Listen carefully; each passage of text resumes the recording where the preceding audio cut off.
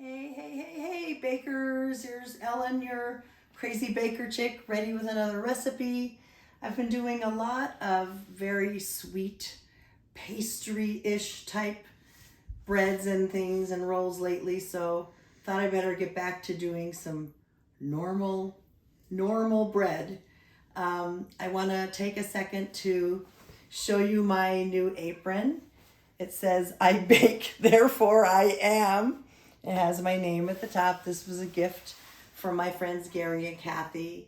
I make Kathy bread sometimes. She's gluten-free and it's hard to find good gluten-free bread. So anyway, don't ask me for recipes. It's not my recipe. But anyway, so I wanted to call them out. And I also am wearing a pendant that was my mom's. The bread that I'm going to make today was her favorite bread that I made. So anyway, today I'm making a bread that I call Buttermilk Currant Bread. It has a little bit of a tang from buttermilk, and it has currants. And for those of you who aren't familiar with currants, they're just a little, it's like a mini raisin. They're just a little smaller than raisins, and you can always use these in place of raisins. And you think, well, why would you want to? I'll tell you why. These distribute better than raisins because they are smaller. I still use raisins sometimes, but I sometimes just go for these because I don't get the clumps of raisins or the raisins at the bottom of the bread machine when I use these. So these I happen to get from my allergen-free company, Gerbs. You can get them at the grocery store. It's not a big deal. But anyway, so I'm going to make a bread with buttermilk, and I'm going to use this buttermilk powder because we don't really drink buttermilk, and it's kind of a waste to buy a quart of buttermilk for a little bit. So I just keep this in the fridge. And there we go. All right. So I don't always measure the ingredients or actually weigh them in front of you, but some people are requesting that I do so. So if you know how to weigh out your ingredients and you don't want to watch this part, just slide that little thing over and fast forward through this part. No problem. I will not be offended, I promise. So I am starting with some water, 225 grams.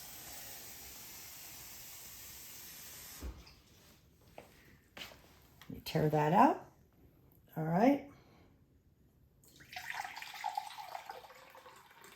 Whoop, little more than I wanted. Here comes the balancing act. Let's see how I did. Okay. Ooh, just a drop or two. So cool. It's probably not that critical, honestly, but all right, I'm just going with that. It's only 1 gram. I'm going to watch my dough anyway, so it's really not a big deal. All right, I'm going to get rid of these. They're still clean. Just gonna pop them over there. All right, so my next ingredient is bread flour. Hit tear, and the recipe calls for 381 grams. Just a reminder that the amount of flour or the amount of liquid is always an estimate, because you always have to watch your dough to make sure it's not too wet or too dry. This is closer to a 1.5 pound recipe. The 2 pound recipes are closer to 450, 500. This is more like a 1.5 pound recipe. So we're looking to get to 381. And again, the amount of flour, the amount of liquid is an estimate because you must watch that dough. And if you're not sure how to check to make sure if it's too wet or too dry, I made a video about 2 weeks ago showing you how to look for that. So go to my channel and find reading your dough too wet, too dry. Okay. Oh, little over. Sorry.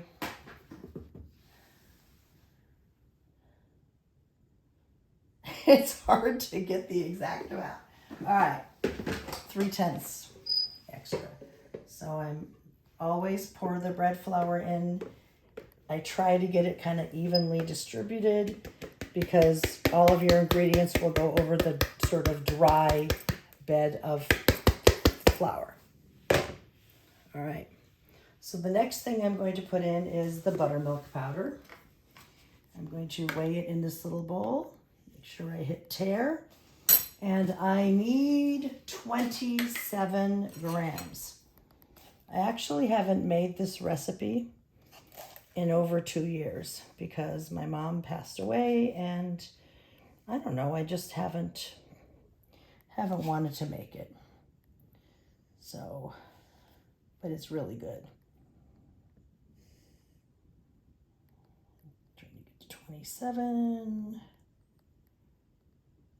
That's good. Okay. And since this buttermilk powder is a refrigerator item, I'm going to stick it back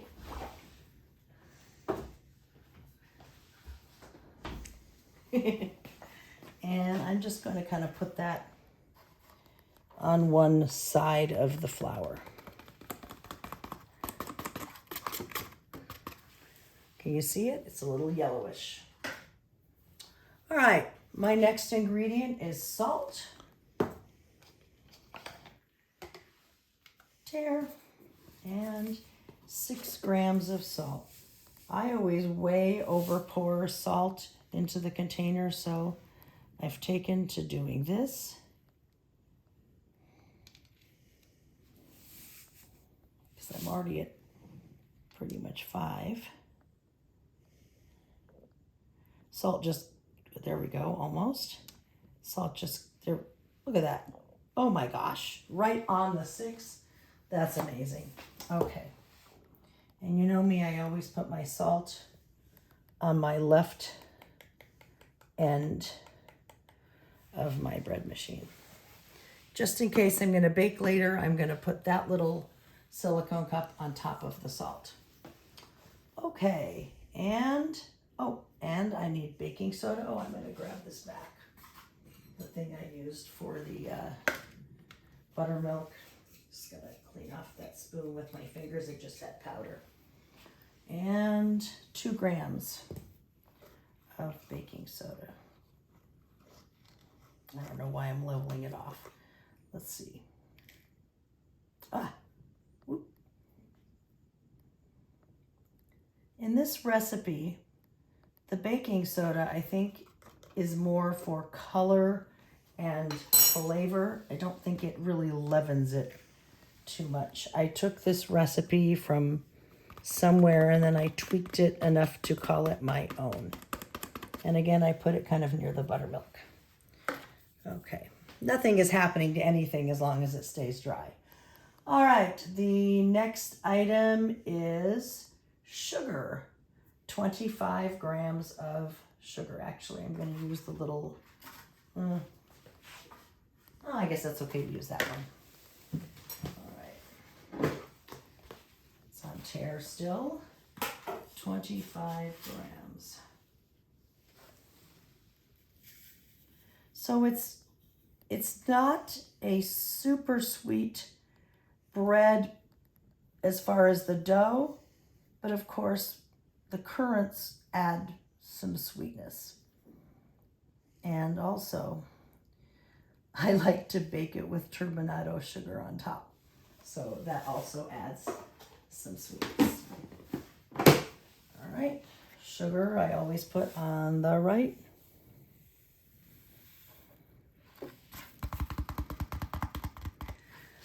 Okay, now we need some butter. Just move that aside. This only calls for 27 grams of butter. Since I didn't specify unsalted, I'm using salted. That might be too much, but yeah, a little more, a little less than that.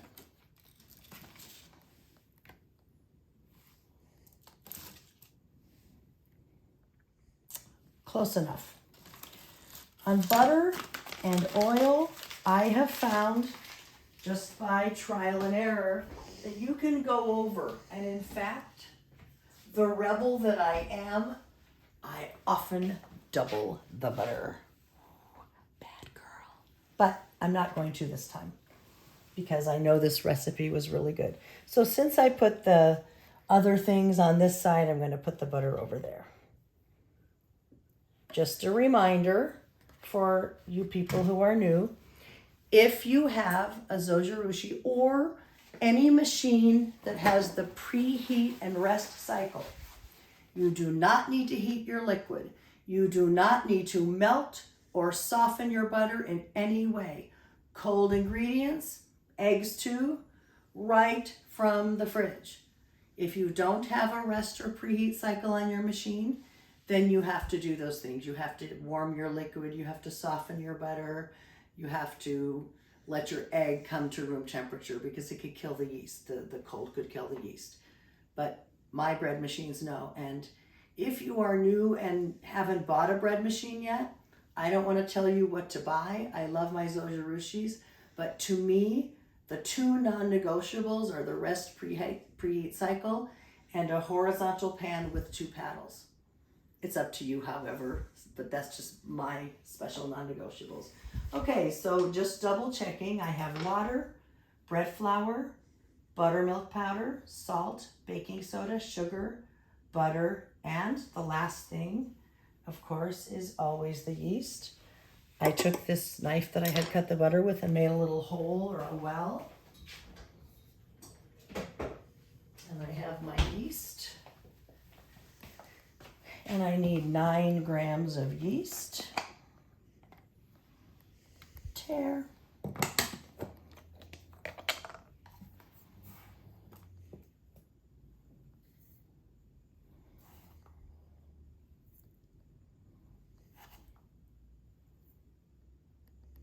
I don't generally mess around with a little extra yeast as I showed, like with the butter, or like an extra gram. That I do not do. So there's 8.8. 9 on the nose. How good am I? Another little tip.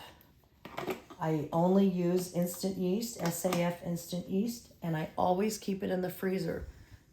Always keep it in the freezer to last you even beyond its expiration a lot of times. Can't guarantee that though. It's always in the freezer. All right. Put that in there.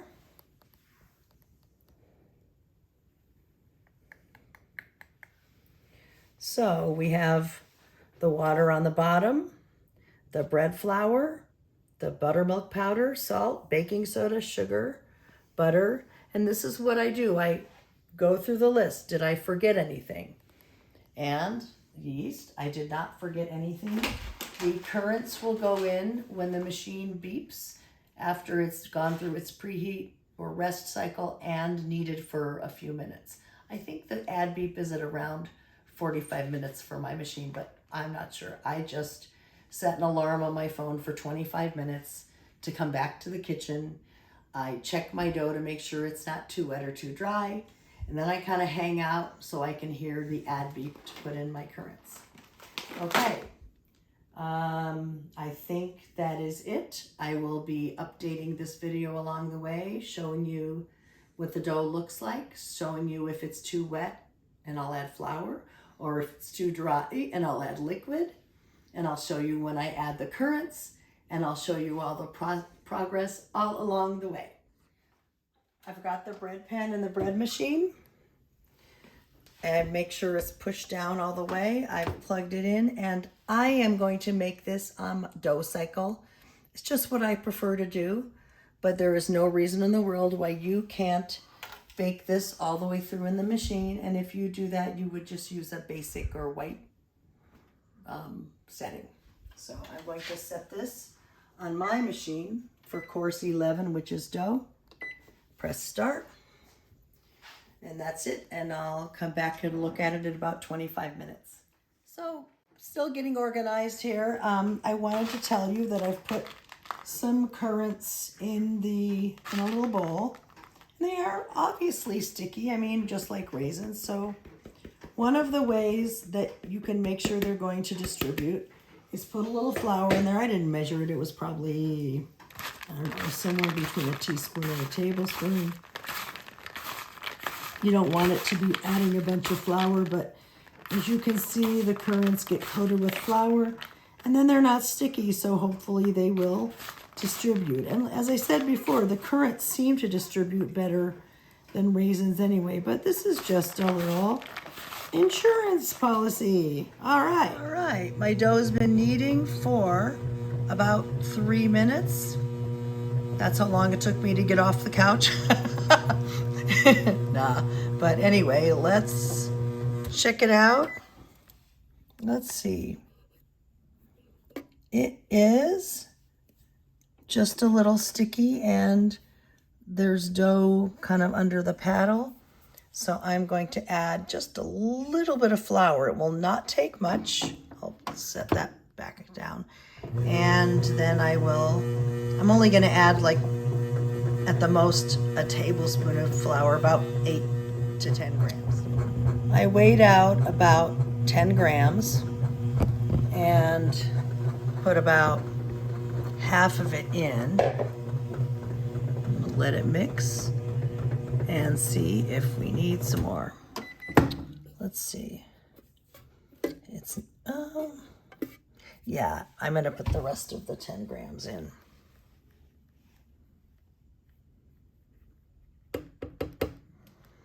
And let's see what happens. Kind of fun to watch through the window. I try to clean off the windows for when I shoot these videos, but it's still kind of hard to see, I suppose. Oh, that little piece of dough just attached itself to the ball. Give it another couple of minutes.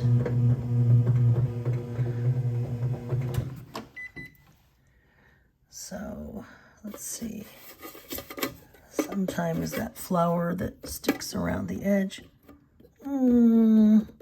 you know, it's I'm still deciding. Oh, it's not sticky. All right, I'm going to give it a couple minutes. It was still just a hair sticky, so I put just a little bit in, maybe 3 or 4 grams more, and we'll see how that goes. And it looks like we have a pretty smooth dough ball. It's just tacky, it's not sticky. If you have a little flour like there, don't even worry about it. Not important. The important thing is there isn't like a layer of dough under the paddles. You don't want that. That definitely means too wet. I think we are good to go, and now I'm waiting for the ad beep.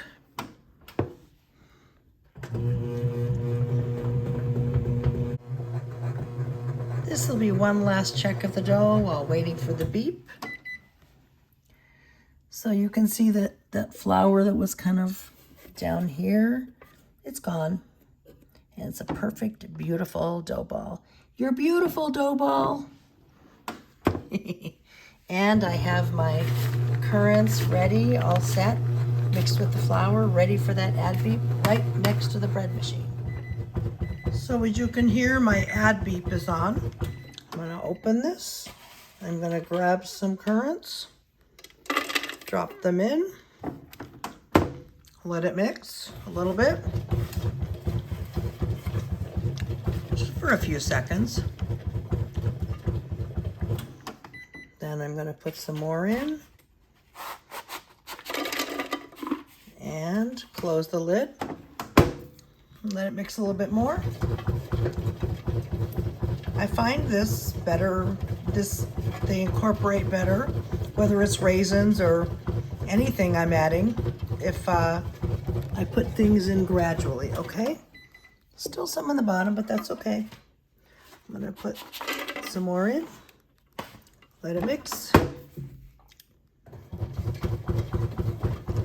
And I do get lucky that my machine does a good job of mixing everything in eventually. It may not look like it right away. I have seldom had to take the dough out and, help it along. All right, I'm gonna put the last of it in. Here's a good look at it.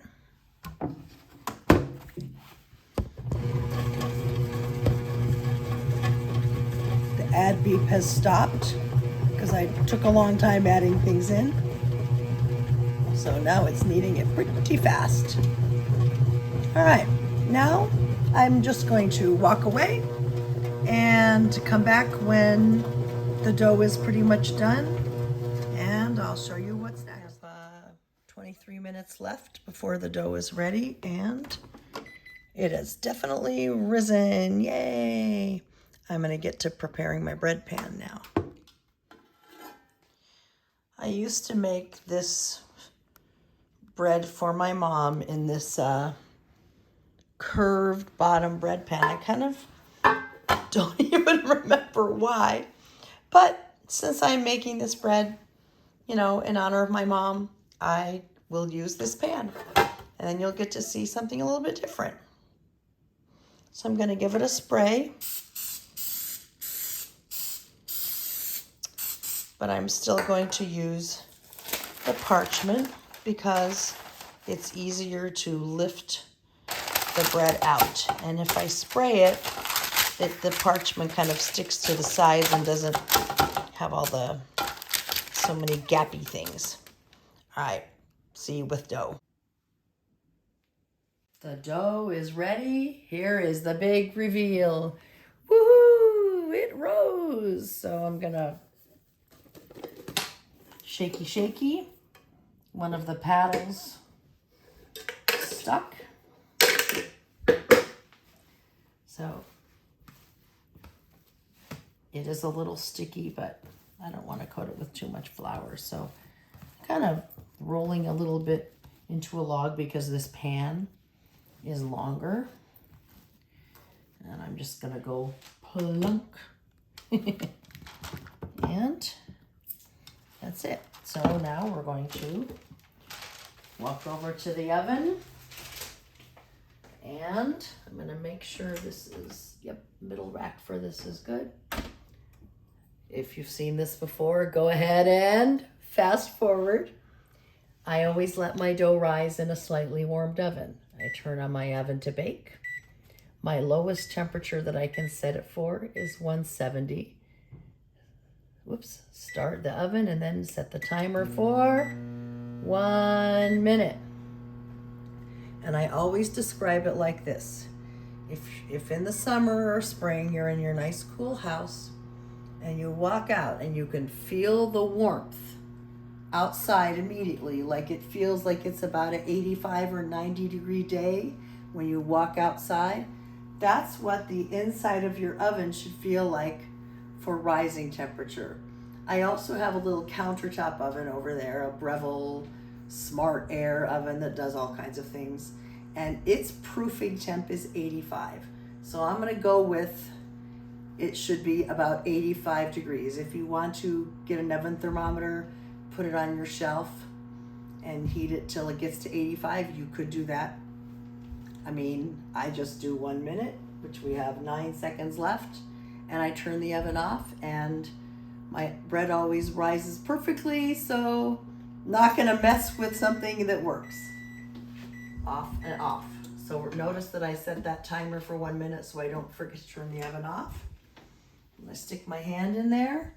It just feels warm but not hot. It feels like I just walked out to a very warm day. And I'm gonna put this in there to rise. The last time.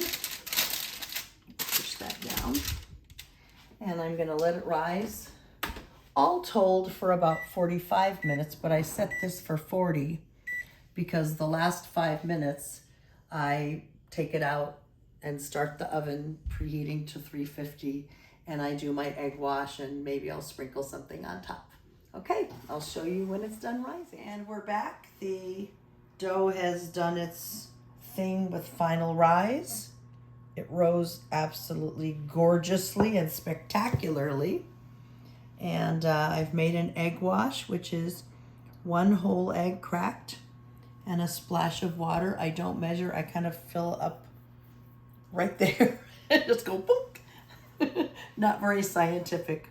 A tablespoon, a teaspoon. I don't know, maybe you don't even need the water. But that's what egg wash is. Whoops, slipping all over. I use a silicone brush. I've talked about this before, but if this is my first video that you're watching, I used to use a bristle brush and it deflated my dough. And that was not what I wanted. So I just very gently, I'm not pushing, I'm not applying any pressure. It's almost more of a pat than a brush. The silicone doesn't really hold anything much, so I kind of, it's like semi-drizzled and spread. Whatever, doesn't really matter, but you just don't want to use a brush with bristles that are going to deflate your dough. Ta-da! And this is just something I'm going to do. You don't have to. This isn't a super sweet dough, but my mom had a sweet tooth, so she loved it when I sprinkled turbinado sugar on, which is also known as sugar in the raw. You could leave off the sugar. You could, I don't know, use a different kind of sugar. It's just an option. It's just something that I invented to put on this because I thought my mother would like it because she liked this kind of sugar.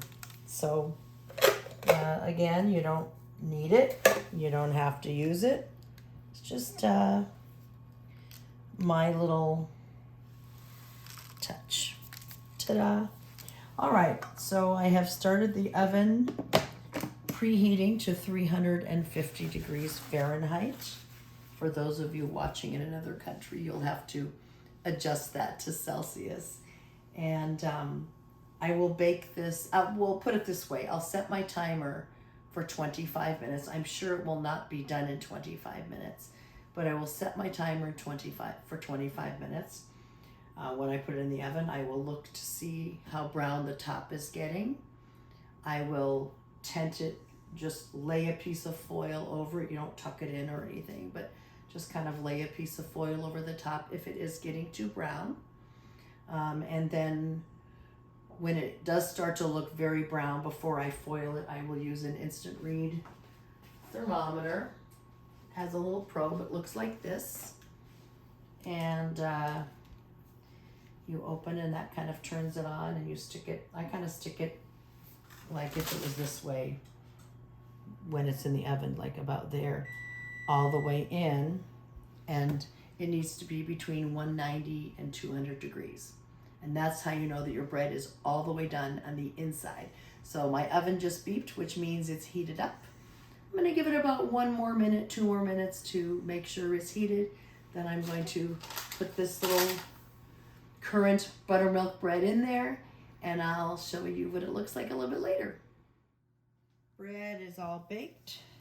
It's pretty brown. The sugar does that. And you're going to see now the reason the parchment doesn't just give a little more insurance for the bread not sticking, but it also makes it so easy ta-da, to lift it out. And then when it's not so hot, I will slide the parchment out. And a little while later, I'll show you the crumb. You will notice that because I use this weird pan, it's not a high rectangular loaf of bread. I just made it like this because for some reason my mom liked it this way, so that's how I did it. I will show you the crumb in a couple of hours when I can get this cooled enough to cut. But I will tell you that this bread tastes wonderful with butter, wonderful with like a turkey sandwich, or I like it with peanut butter. You can use it. It is still a white bread. It's still a basic white bread, but it has the nice flavor of the currants, and the buttermilk give it a little extra zing. So this is the Buttermilk Currant bread. And I will, like I said, show you the crumb a little bit later. But it smells really good and it looks pretty. And I present the Currant Buttermilk Currant Bread. It is yummy, yummy, yummy. The buttermilk, you can see, made a little yellow. There's no egg in it. It smells wonderful. I cannot wait to have some for breakfast, or, you know, maybe I'll even have it for dessert tonight. Thanks for watching. If you enjoyed this video, please like it. And I really love your comments. And if you've ever commented, you know that I always respond to your comments. And please subscribe to my channel if you haven't already. I appreciate you watching. I appreciate your support. And I hope you make this recipe, which, by the way, will be in the description. And how to find the description is, as you're watching this, go to the bottom right of the video portion of the screen. And under that, there's a tiny little arrow down. And if you click that, that's where the description is, and that's where the recipes are to be found. Have a great day, everybody. Love you all. Thank you for making me feel so special by watching my videos. Bye.